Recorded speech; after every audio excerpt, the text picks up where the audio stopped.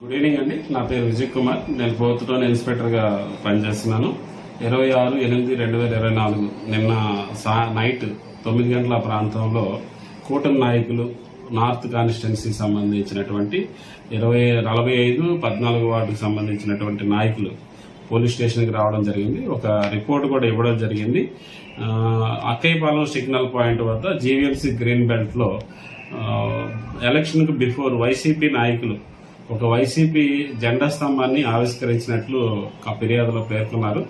అది election code సందర్భంగా దాన్ని తొలగించినట్లు, అదే ప్లేస్ లో వీళ్ళు August 15న జెండా ఎగరేయడానికి జీవీఎంసీకి పర్మిషన్ అడిగితే వాళ్ళు నిరాకరించినట్లు తెలియజేశారు.